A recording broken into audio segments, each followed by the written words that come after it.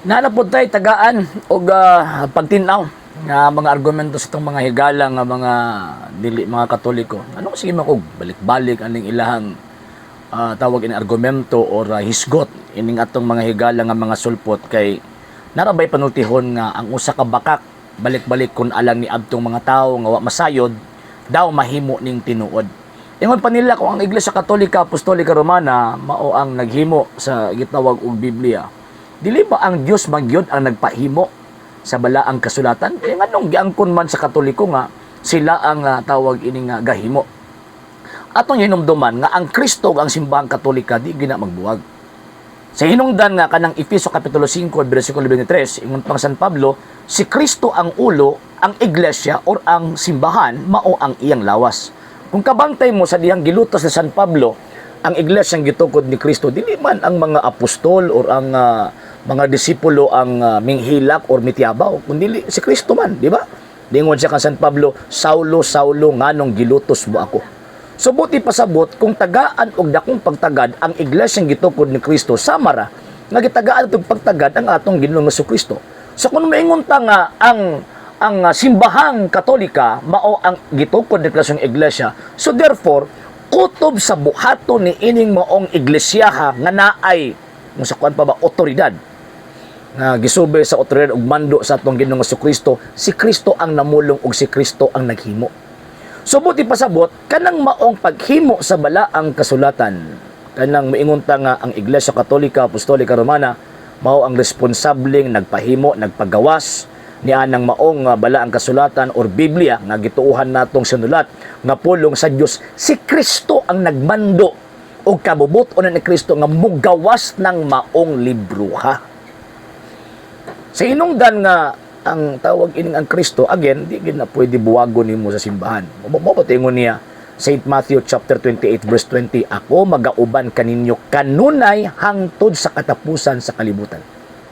And at the same time, kung sa samang tawag ining pagkaagi, ingon pa niya, maghayo sa samahan, nga tagaan ning maong simbahan na og laing manlaban ang espiritu sa kamaturan. Mabitaw nga ang balaang kasulatan nga kanang Biblia nga atong ginaila karon. Actually daghan kaayo nagkuan daghan kaayo mga gipamilian nga mga manuskrito before 4th century. Sa hinungdan nga ilang i-determine asa man gyud dinhi ang inspired o dili inspired. Asa man gyud dinhi ang tawag ining naay credible and tinuod legit nga document nga gikan sa mga apostol o dili legit nga document. Sa New Testament lang not less than 1,000 manuscripts ang ilahang gipang-gather. So kung walay bala ang espiritu ang responsable nag-gather ini, buti pasabot di sila makakita kung unsa tong inspired o dili inspired. Out of 1,000 manuscripts nga ilahang gi-gather sa New Testament lang na out of 1,000 manuscripts or not less than 1,000 manuscripts, 27 books lang ang ilang nahukman nga mauni ang tawag ining klaro inspired written word of God sa New Testament. So kung walay Espiritu Santo kining maong simbahan na di sa makadetermine, di sa makahatag og tawag ining pagdeterminar kung unsa bagyod ang inspired o dili inspired og katong written word of God o dili written word of God. So the fact na ang Iglesia Katolika Apostolika Romana nakadetermine na kining 27 books mo niya ang inspired written word of God, so therefore siya ang naay Espiritu Santo. Ephesians chapter 3 verse 10, ang Dios mutudlo sa kalangitan, ihatag niya, mahibaw-an nato ang iyang kaalam, ang iyang kahibalo, pinaagi sa simbahan sa nagkalain-laing paagi. So, kanang pagdetermine simbahan Katolika concerning sa legit o dili legit nga mga manuskrito or mga documents from the apostles, pagpadayag ka na nga kanang maong simbahan na mauna ang kang Kristong iglesia. So mo na kumingon ta nga ang Dios mo ay nagpahimo, gipahimo niya kini pinaagi sa iyang simbahan. Kaya again mahibaw-an nato ang kahibalo, ang kaalam sa Dios sa nagkalain-laing paagi, pinaagi sa iyang simbahan. So mo na nakaproduce ang simbahang Katolika og New Testament, and at the same time gikuha ang Old Testament, giusag gihimong Biblia ang Dios, ang hinungdan ni ana ang Dios. Siya ang giya ni anang maong tanan kay para ang mga Katoliko na ay tawag ining basis ba in terms of faith, and at the same time na tradisyon. Kay one of the tawag ining requirements, one of the tools nga ilang gigamit pag-determine sa legit o dili legit nga mga documents ang tradisyon. So ingon ana mga sir o mga ma'am. So tama tong ingon nga ang Dios mo ay nagpahimo pero pinaagi sa iyang simbahan. Dili pwede nga ang kuno na sa mga sulpot. Nganuman kay ang mga sulpot nga mga sekta walay koneksyon sa Ginoong Dios. Mo na ang ilang ginahimo, dawat limpyo lang sila. Human gi-approve, human tawag ini gi-compile, human gi-translate, human gi-deklara, human gitudlo ang kining maong libro ha sinulat nga pulong sa Dios, dawat limpyo ang mga sulpot. Pagkahuman ana, ilang gamitong kapital panglingla, pagpangilad sa mga inosenteng mga tao kay para mutuo nila para aron ingnon tinuod sila.